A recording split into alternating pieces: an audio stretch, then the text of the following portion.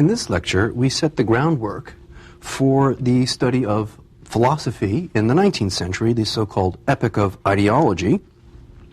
And we'll see that philosophy in this epoch is characterized really by three different movements.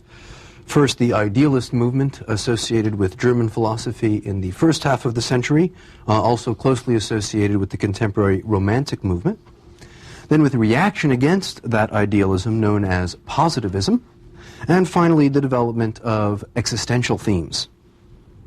But first, I think it's important to examine the historical context in which this thought developed.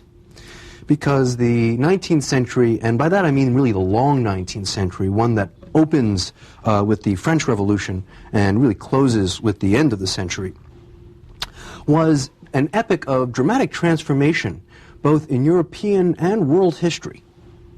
Europe and its colonies witnessed an era of growing political unrest and turmoil as populations increasingly became politicized and publics began to express their political wills.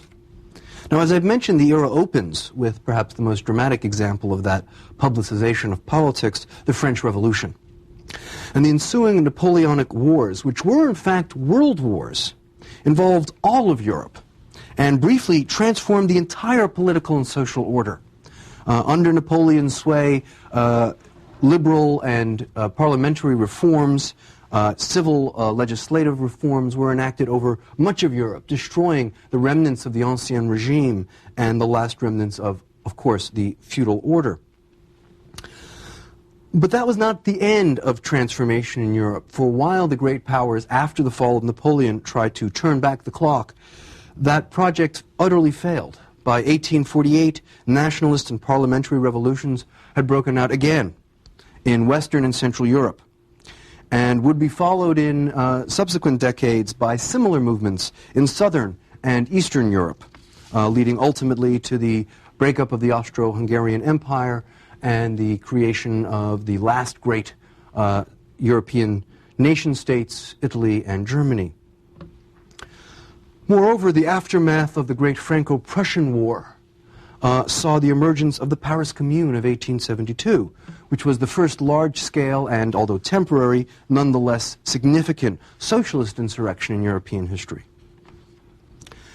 And the long-term implication of this was that the attempt to return to dynastic monarchical government, which had been deployed by Talleyrand and Metternich with the Concert of Europe, was utterly shattered by the rise of published journals, magazines, and newspapers, which espoused radical ideologies.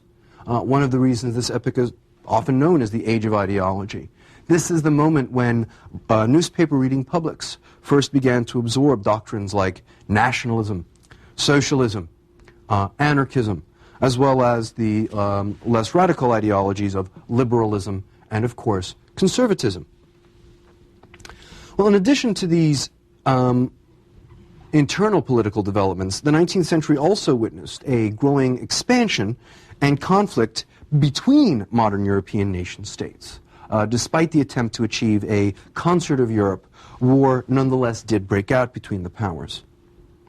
The 19th century was the age of empire, when Europe finally subjugated the rest of the inhabited world, from Southeast Asia to Sub-Saharan Africa, the Opium War, and of course closing with the infamous Boer War in the southern tip of Africa. And imperial superpowers formed themselves into alliances and struggled to maintain that much sought after but ever elusive balance of power. Examples would be the Crimean War, where Great Britain sought to contain Russia's incursion into what were the traditional Ottoman domains and their quest for a warm water port. But the rise of nationalism and of empire was often accompanied by violent struggles. It took a military march to unite Italy. In American history, the most obvious example was the development of Southern nationalism, and the tragic result being, of course, the American Civil War.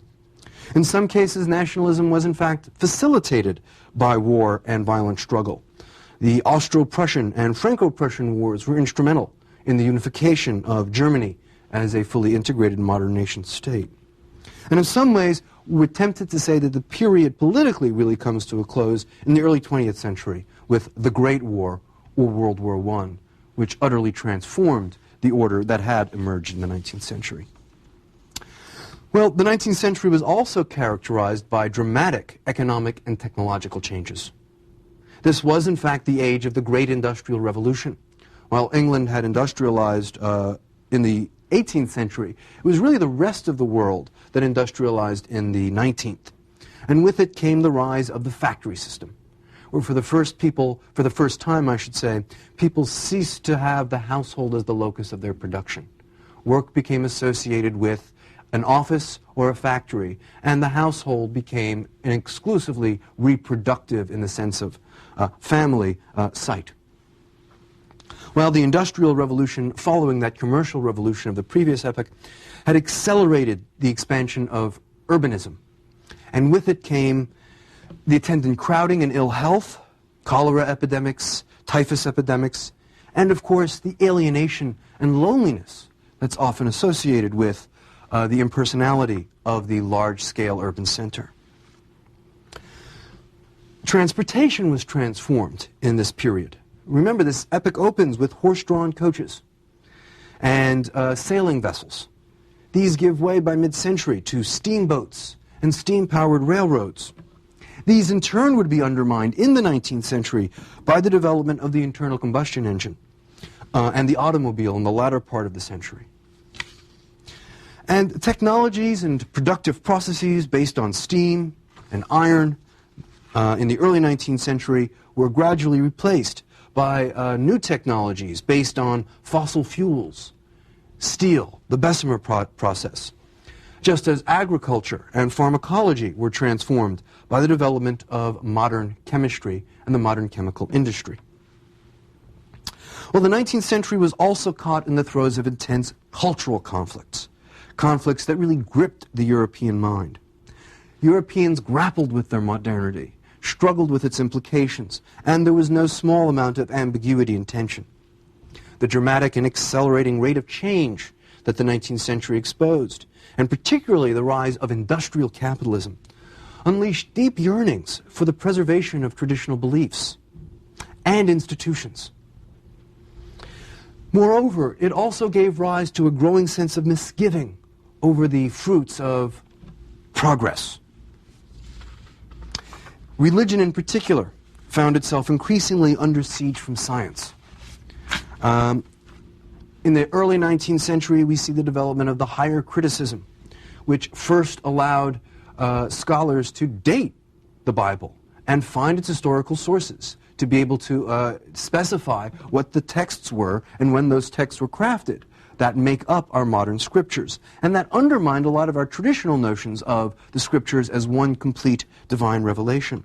That was further undermined by the development of modern geology and geological time, which challenged the biblical account of creation by arguing from the fossil record that the earth must be much older than that contained in the scriptures. And ultimately, of course, the greatest challenge to religion, particularly revealed religion, came from Darwinian evolutionary theory, which undermined the last bit of religious orthodoxy that had existed from the 18th century, the notion of creationism, that while science may explain the workings of the world must have been created by a divine intelligence. And Darwinian evolutionary theory does challenge that by showing how species could evolve simply by struggling for survival. Finally, traditional social roles were subject to criticism in the 19th century in ways that were far more extreme than anything we had seen before. Utopian radicals and practical reformers alike developed movements, radical movements like feminism, a 19th century movement, abolitionism, racial equality, free love, pacifism, and temperance. Well, given that backdrop, let's now turn to the actual development of philosophic speculation in the 19th century. The first phase of 19th century European high culture is associated with something known as the Romantic movement, a movement that found its greatest fruition in literature and the arts. Romantics rejected the Enlightenment as a sort of arid rationalism. They also rejected the scientism of the Enlightenment, arguing that science is not the sum and substance of human knowledge, and that there is more to the world than simply scientific explication. In that way, there are really the first moderns to self-consciously question the value of modernism and modernity itself, the first critics of the modern tradition which they have inherited. Now, in terms of philosophy, the most important form of Romanticism was idealism and historicism. And the critical figure in the origins of German idealism is Immanuel Kant. Kant was in many ways a transitional figure between the Enlightenment and Romanticism. Some refer to this as a Shiva figure, who is both destroying the old world and creating a new order. And in many ways we could summarize this in his goal, which was to make science legitimate, but safe for metaphysics. And in particular, the three critical issues that Kant thought were important in metaphysics: God, freedom, and the immortality of the soul, the traditional concerns of pietistic Christians. Now, you'll learn that Kant's idealism was achieved by something he called his Copernican revolution, which tells us that the world of our experiences is organized within categories that our own minds impose. And that is what we mean by idealism. It is essentially the notion that our categories of the world do not correspond to natural kinds, which is to say that the world is not divided up into entities that correspond to our vocabularies, but rather just the opposite, that the world as we experience it is organized under our vocabularies. And in particular, Kant argued those vocabularies, or some of the critical concepts in organizing those categories, came from within our own minds. They were sort of hardwired into our brains. And this argument was, of course, based on the distinction between the knowing subject and the world of objects. The world of objects had to conform to the categories of subjects. Hence the Copernican revolution, making the world of objects revolve around our minds rather than the other way. But this distinction in Kant's idealism gives rise to another distinction, that between the realm of appearances, right, the world of the objects that we perceive under those categories, which is the phenomenal world, as he called it, the world described by mathematical science, and the realm of being in itself, being before and prior to our comprehension of it under those categories of mind. Kant called this the noumenal realm, or the world of being in and of itself, and that was obviously the world of metaphysics and religion. This is significant because the notion of a noumenal realm of things, again, in themselves, was critical for the development of his moral philosophy. It is only in the noumenal realm that we can find pragmatic justification to believe that our wills are in fact free. And it is only from such a pragmatic belief in the freedom of our will that makes the project of moral autonomy or self-legislation possible. And it was that which gave rise to Kant's categorical imperative and his principle of humanity, which essentially state that one should always act on maxims that one could will to be universalizable, and that one treat other people as ends and never as means. Well, obviously that formulation of the categorical imperative and one of its translations in the principle of humanity is a self-conscious rejection of the consequentialism and social Epicureanism that characterized the Enlightenment, particularly in figures like Mandeville, Hume, and Smith. And it rejected such consequentialism in favor of a duty-based or deontological interpretation of moral theory. Well, Schopenhauer was profoundly influenced by Kant, as he was by Plato and the philosophy of the Indian subcontinent, and he shared Kant's idealism. But Schopenhauer combined it with a profoundly pessimistic metaphysical posture. And in many ways, I would argue, Schopenhauer's work represents the rehabilitation of speculative metaphysics in the aftermath of the critique of scientific naturalism that Kant had made possible.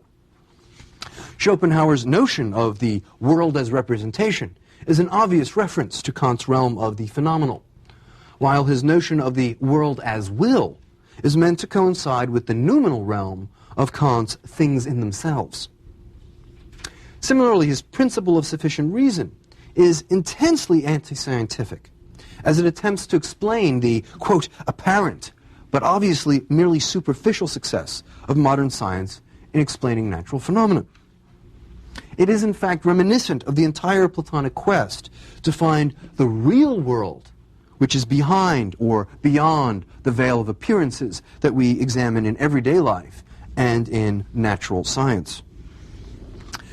His Eastern-inspired ethic of renunciation, and this is the very source of his pessimism, is an obvious rejection of the modern enlightened cult of progress, aspiration, and striving.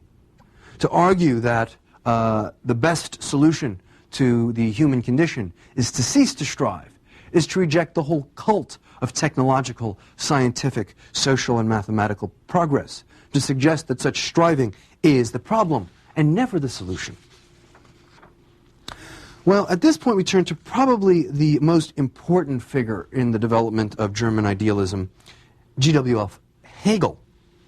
And Hegel added what I think was the critical element to idealism in making it the profoundly important philosophy that has remained to this day, which is historicism.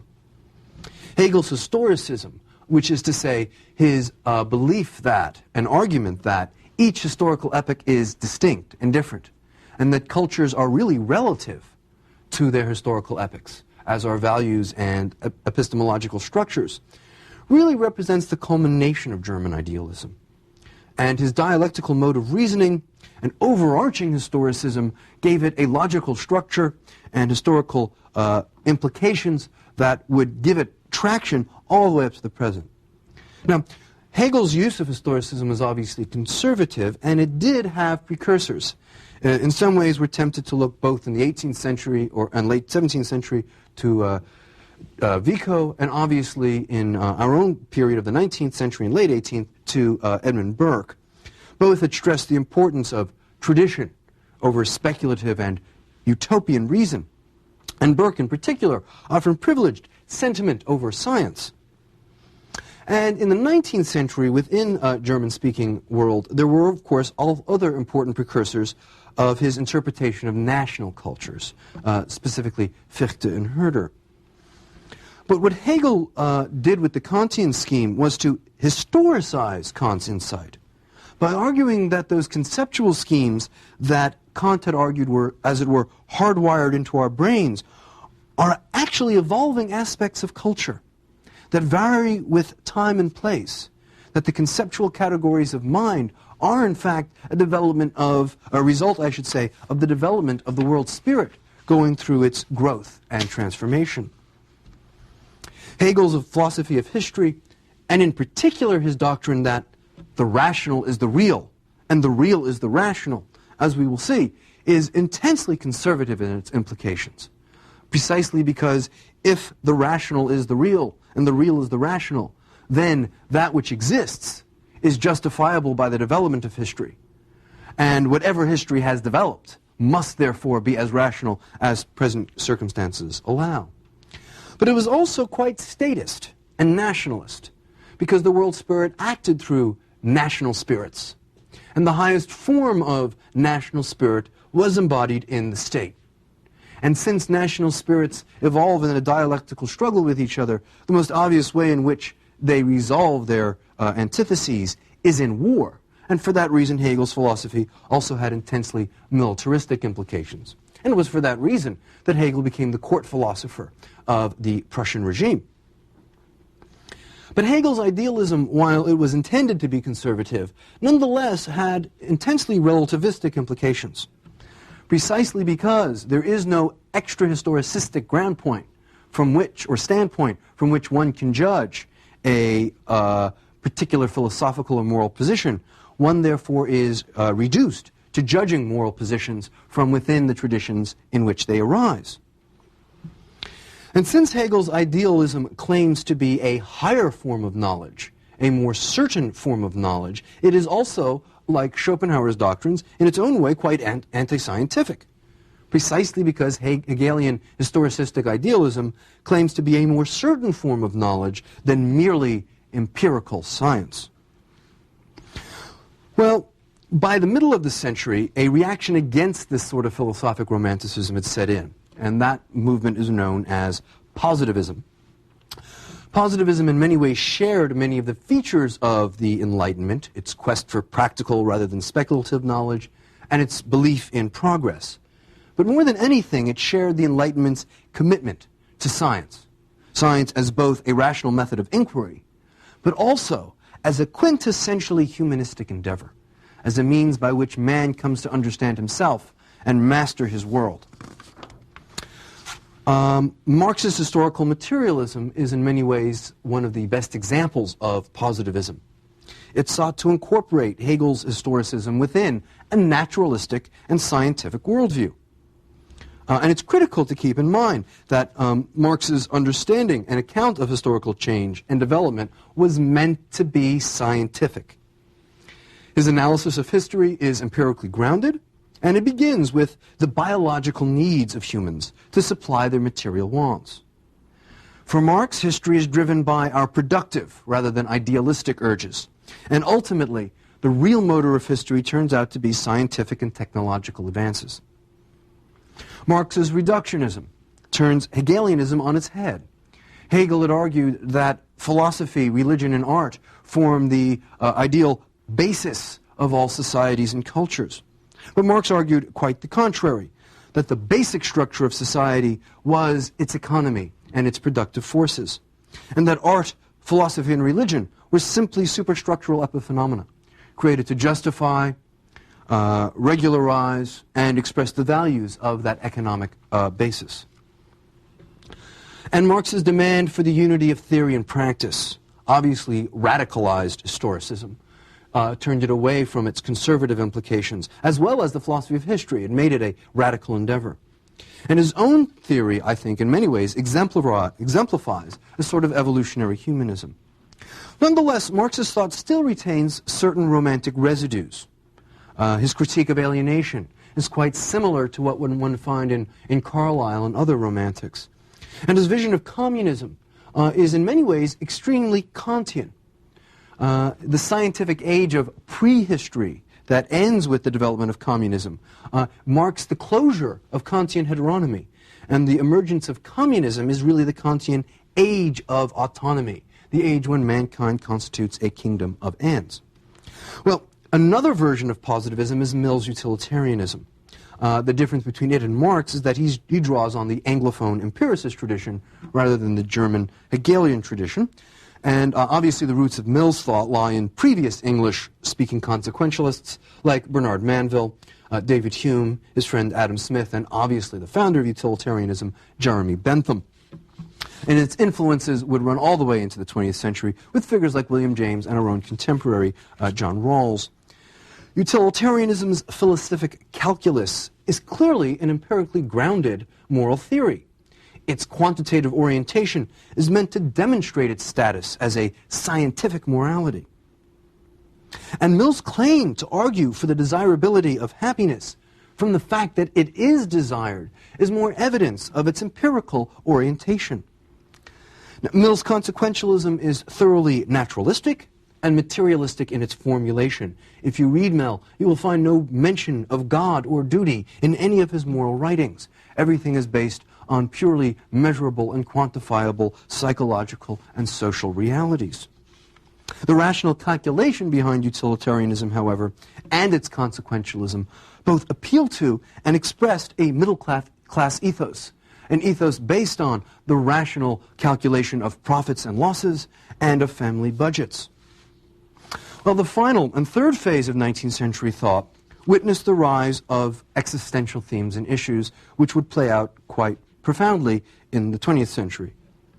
The most notable of these issues was how to discern the meaning and significance of the life of the individual in a secular and particularly in a post-Darwinian age. Soren Kierkegaard stressed the conflict between faith and reason, and he did so in order to highlight the psychological transformations implicated in faith, to examine the nature of faith.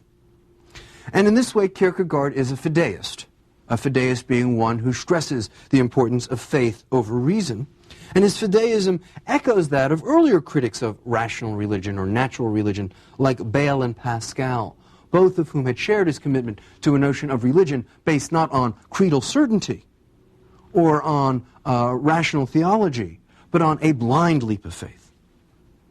And his concern with the life of the individual in its alienated state harkens back in some ways to Marx, and certainly prefigures the thought of more modern and subsequent existentialists.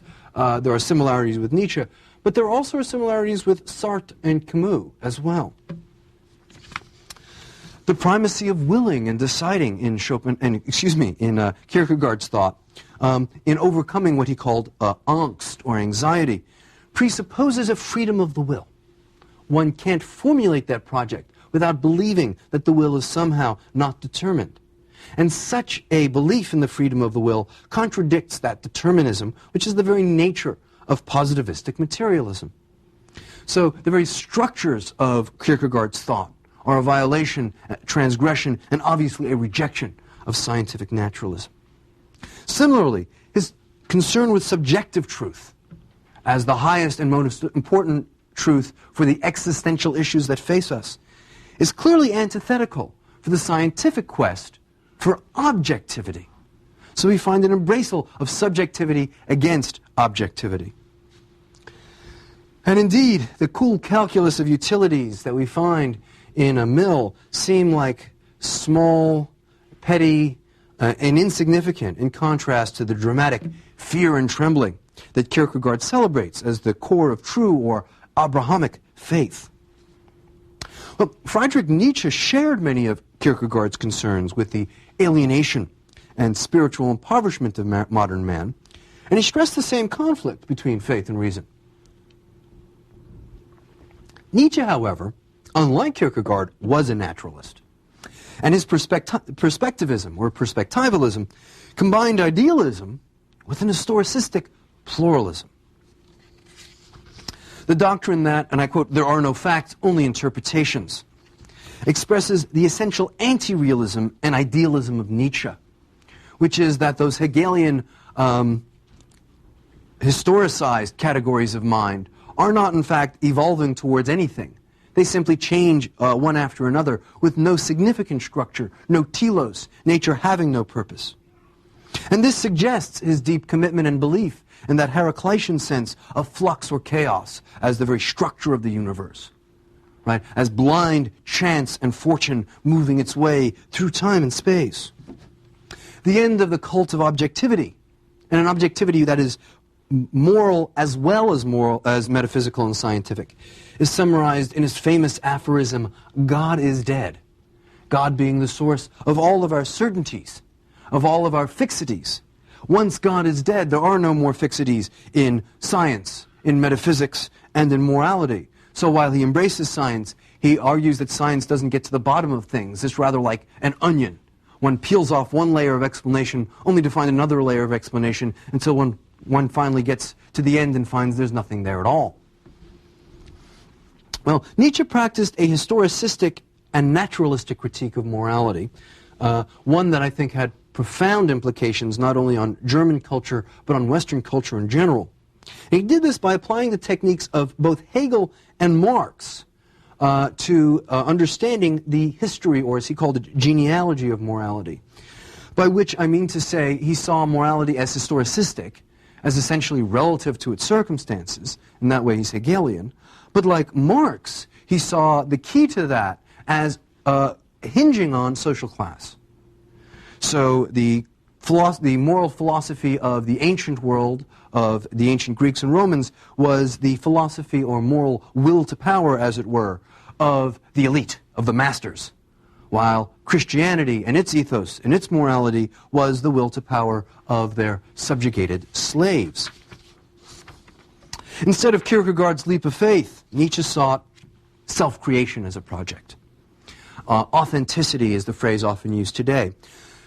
Essentially, the project was that each individual, since there is no real self, right, his anti-realism is internal as well as external, that each individual must create his self. Each individual must be an artist, and hence aesthetic issues become central to his moral thought. Now, Nietzsche rejected Schopenhauer's pessimism. He was profoundly influenced by Schopenhauer, but he rejected his pessimism for a Promethean or Dionysian yea-saying towards life, that one should ruthlessly embrace life, as expressed in his famous doctrine of the eternal return, that if you were forced to live your whole life over and over again with all of its absurdities and embarrassments, you should say yes anyways. I would embrace it even with all its tragedies. Nietzsche's perspectivism is informed by his naturalism, his humanism, and his commitment to evolutionary perspectives. All of these features would be shared by subsequent thinkers. And I'd like to close this lecture by noting the influence of this fusion that Nietzsche did between Hegel, Marx, and Kant in a way, and the way it would play itself out in the great American tradition of pragmatism, which we'll examine in the work of James, Dewey, Quine, and Rorty.